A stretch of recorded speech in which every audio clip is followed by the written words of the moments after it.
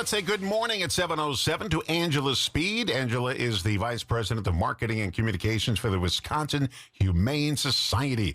And good morning, Angela. Thank you so much for having me. Good morning and happy holidays. Yes, same to you. You know what the best part about freezing cold weather is? When you pick up the poop in the backyard, it's frozen, very easy to pick up. I agree wholeheartedly, having two dogs myself. Yeah, it's just easy. It comes out, it's like little biscuits. You get to pick them right up.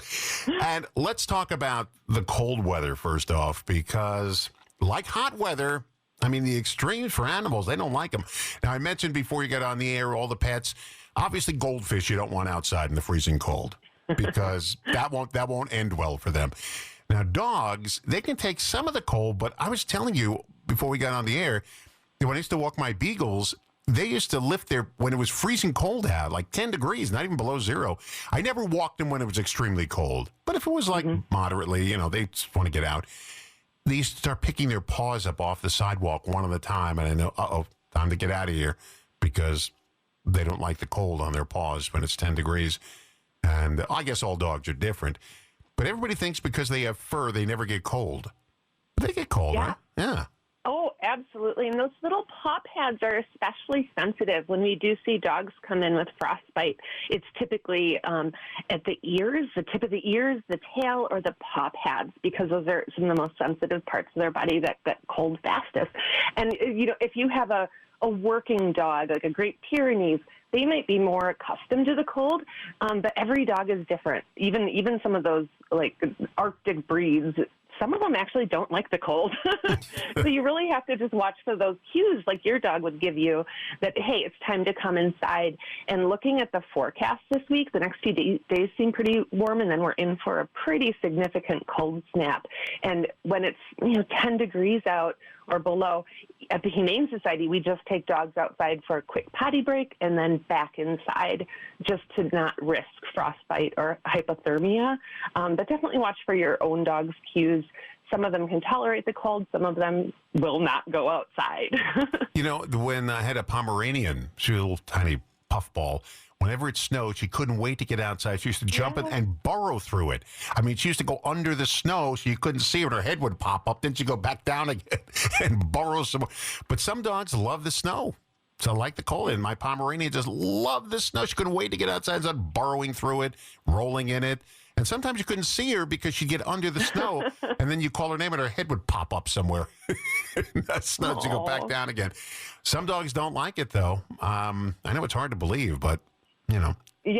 And the other thing to remember is you never leave your pet in the car when it's cold. They can quickly become like a refrigerator, and cats should always be inside.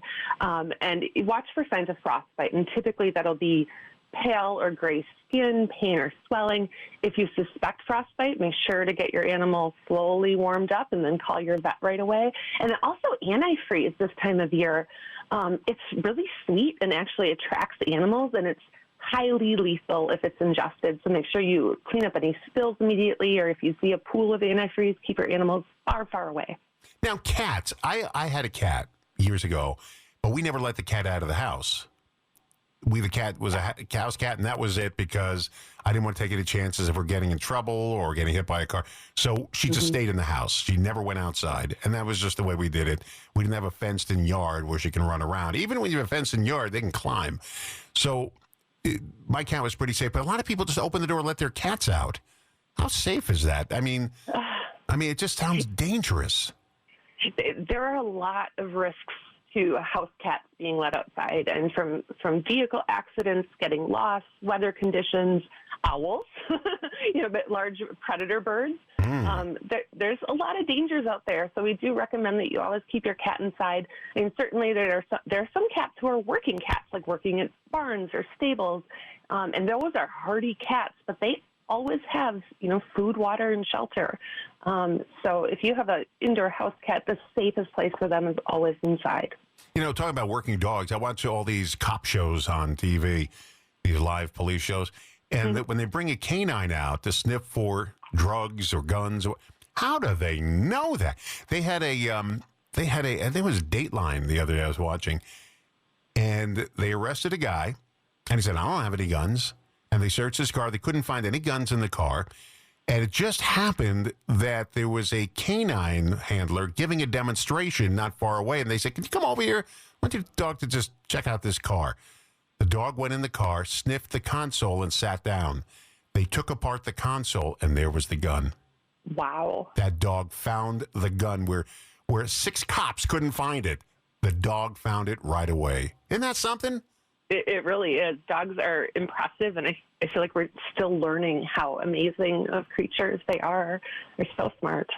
And people say, well, you're making them work. They like doing it. That's what they're trained for. They have a good time. Or even when they use it for tracking a bad person, they love it. When they finally find the bad person, they're happy. They're dancing around because they did it.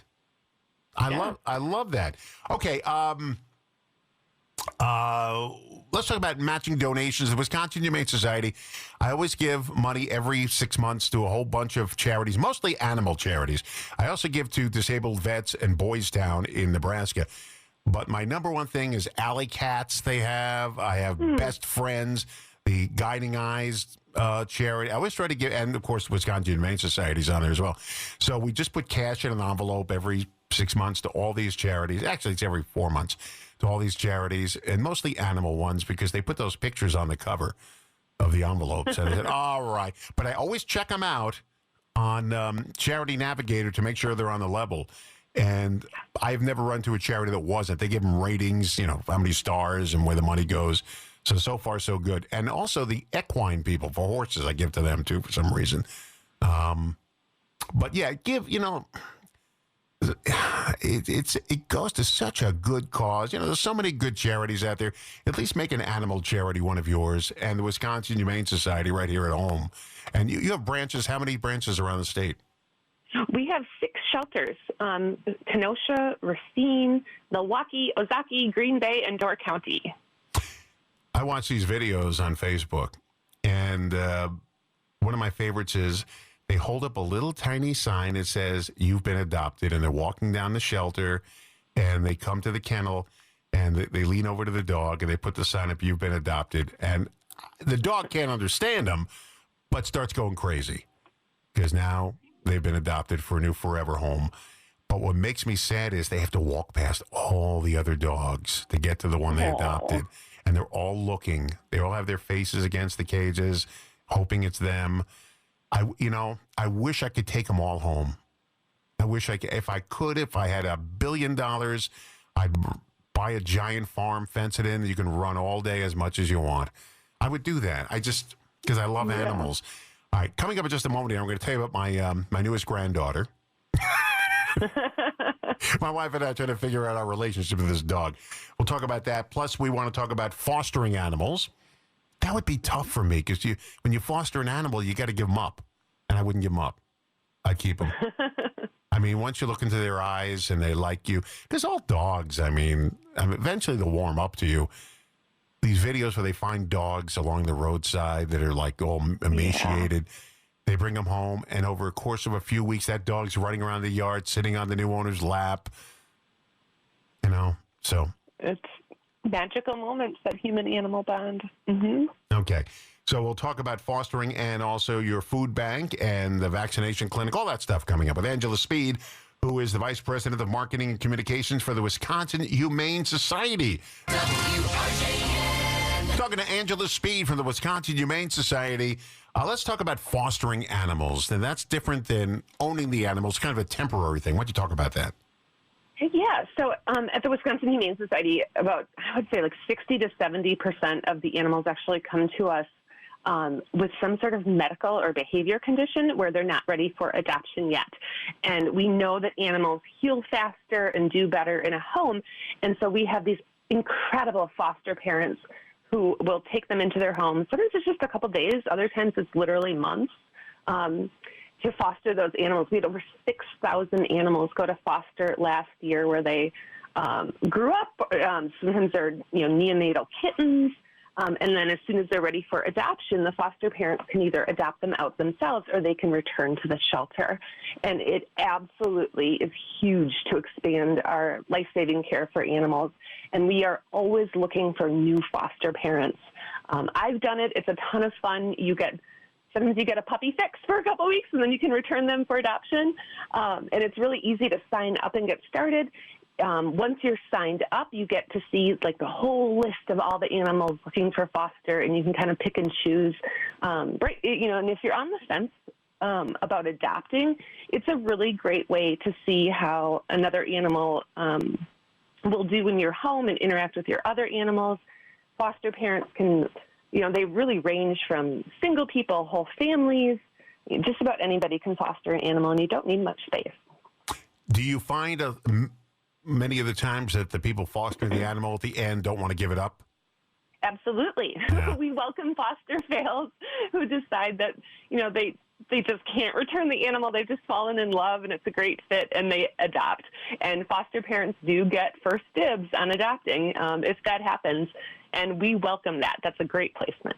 Back in about 1968, I won a dog on the radio, a little puppy on the radio. They said it was a Cocker Spaniel, but it was this dog. I never even saw a Cocker Spaniel. Anyway, it was a puppy we got. Now, we already had a dog at the time. My mother said, we're not going to have two dogs, so we're going to give this one up. So we had the dog, and our neighbors across the street had a couple of friends over that wanted to see the dog, and they fell in love with it. They said, we'll take the dog.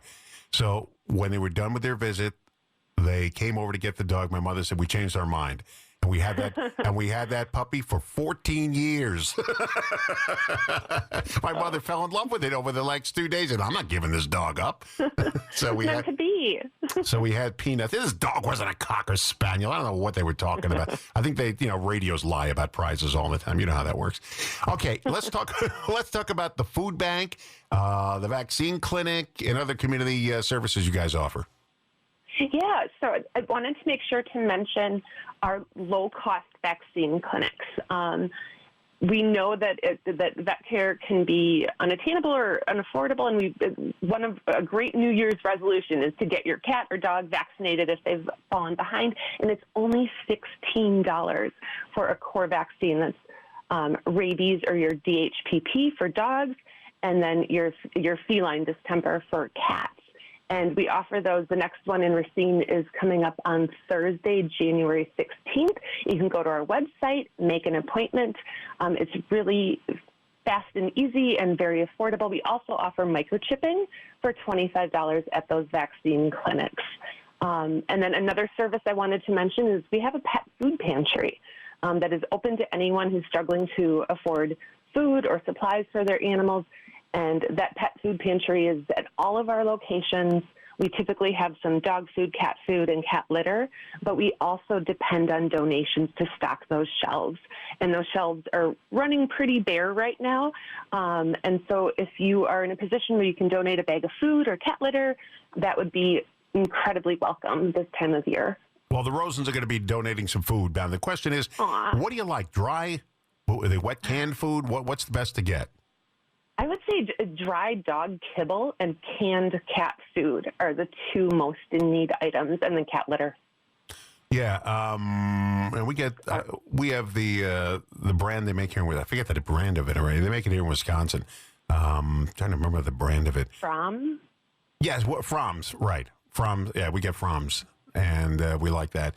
So we'll get a couple of bags. Smaller bags or the big giant ones? You like smaller ones? Whatever you can lift.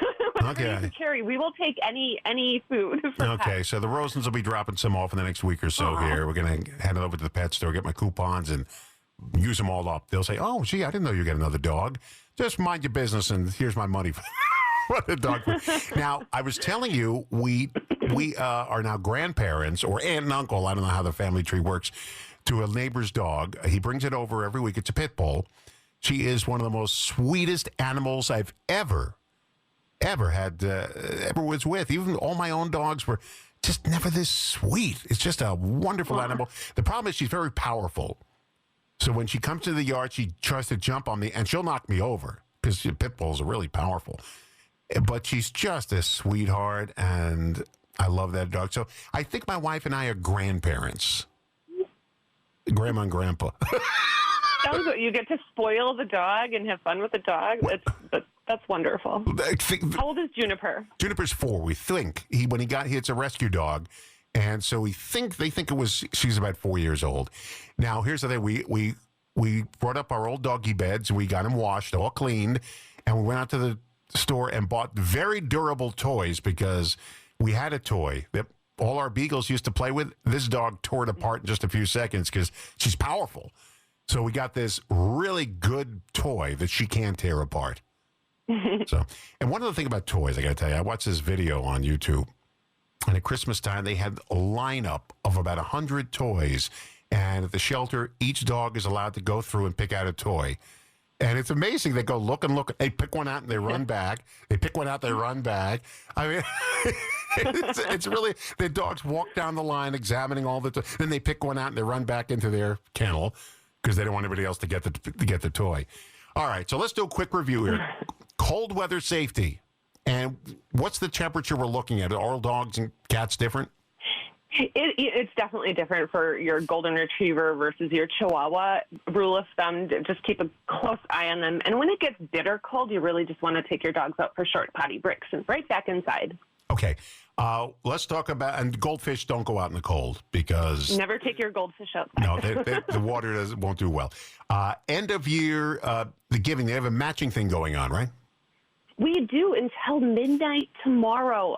Every donation is being matched up to $50,000. Whoa! I know it's next 48 hours only though. So if you're in a position to make a monetary donation, that donation will be doubled right now. Okay, if you want to foster an animal, you go down to your local Wisconsin Humane Society. We have one. There's one in Racine. I know. I know where it is. Yep. I don't know the street address, but I can find it. Yeah, we're in 16th Street in Mount Pleasant, and it's it's our newest facility. Oh, it's new, yeah. Gorgeous location, and then also we're in Kenosha on 60th Avenue too. Yeah, I know it did because there was a different one. Okay, so that's new. Okay, good. And the food bank, you can drop off food anytime. Animals, you want cat food, you want cat litter, you want dog food, canned for cat, and dry dog food, kibble for dogs, which is probably the best deal. And how about toys? You want toys too? Oh, always.